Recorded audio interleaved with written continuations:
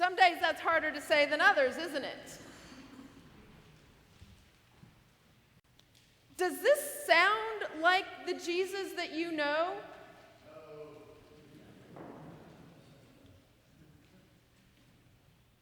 Have any of you ever heard this passage preached where basically, if you've got a big bank account, good for you, especially if you give it to church. And then if you do, you're going to get rewarded. Yeah. Have you heard it preached that way? Really? None of you have? Okay, some of you have, yeah.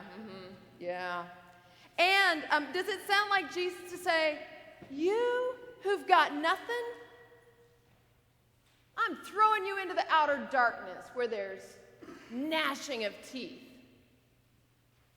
Does that sound like Jesus? I mean, this is Matthew 25, right? Matthew 25 is the passage that we know to be where Jesus says, I was hungry and you fed me, and I was thirsty and you gave me something to drink. I was sick and in prison and you visited me. Do these sound like the same voices? Uh-oh. I'm hearing tension. Are we feeling tension? Do you know that it's okay? It's okay to feel tension? You don't want to feel tension. You want to be comforted.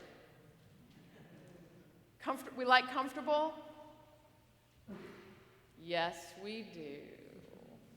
We like it to be between 68 and 72 degrees, just right there.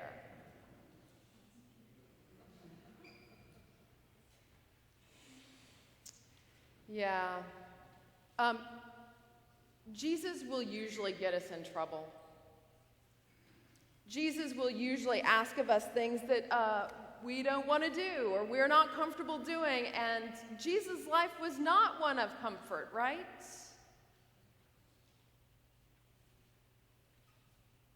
So if you have heard this parable preached, for those who have a lot of talents, and when we say talents, in that reading, we're typically talking about money, because the slave master gave the slaves money, that they get rewarded and promoted, and the one who was afraid gets punished.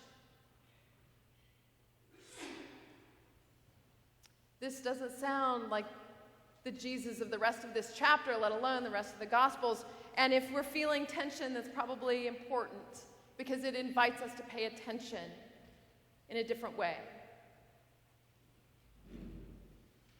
Parables are tricky because they're open to lots of different interpretations.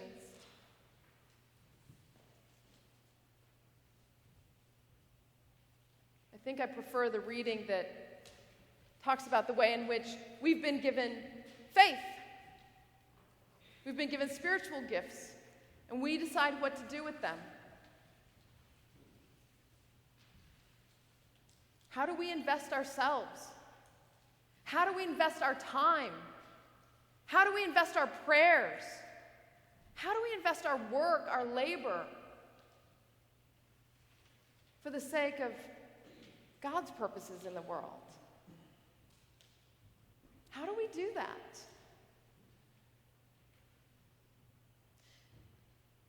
Now, some people have said that our checkbooks are moral documents, that how we spend our money is a reflection of how we invest ourselves. I've also heard people describe the way in which our calendars are moral documents. How do we spend our time? Now, this is an old statistic because it talks about television instead of the internet, but several years ago, do you know how much time the average American spent in front of a TV screen? How much? 6 hours a day. 10 hours a week? Okay, so my statistic is like 10 years old. It was 27 hours a week. More than a whole day a week. And that was before Oops. That was before, I've got things in my pocket. That was before we had these.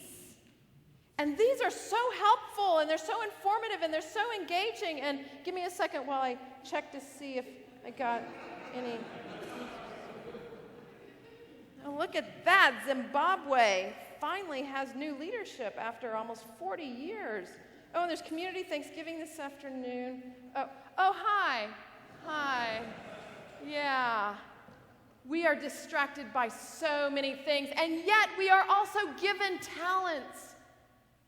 Not for our own sake, but for God's sake. And we're invited to use them for God's purposes. Do we know how to do that?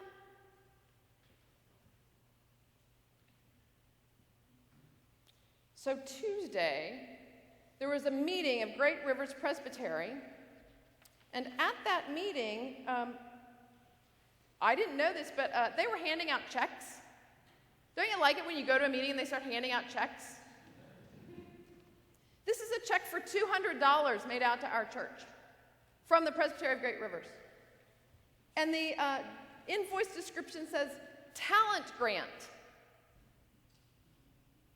Here's your 200 talents. What shall we do with it? Please do not say dig a hole and bury it in the ground.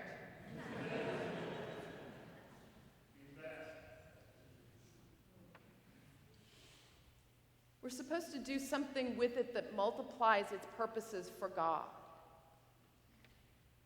Food pantry. Sorry? Food pantry. Food pantry. Pastoral care. Choir. Music, dance, choir, helping neighbors. Dismantling racism. Finding ways to celebrate, giving it to somebody who needs it more than we do. What do we do with it? $200 right here. This is real. Like this is, I could have made this up. You know, I could have just printed a faux check, but no, this is like the real deal. It's even got like the little hologram thing on it. See, this is like a real check. This is real money. And we have real talents. God has given every single person in this room and everybody else talents to use for God's purposes. How do we serve others so that God's purposes are fulfilled? How do we invest ourselves?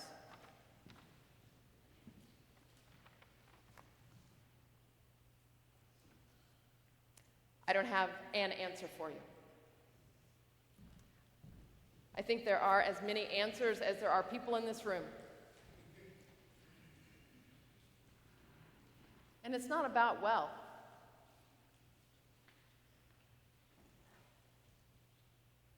It's about how we use what God has given us for God's purposes. How do we invest ourselves so that these little ones will have legacies to pass on?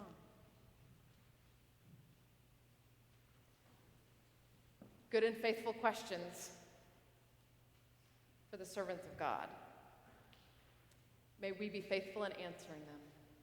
Amen.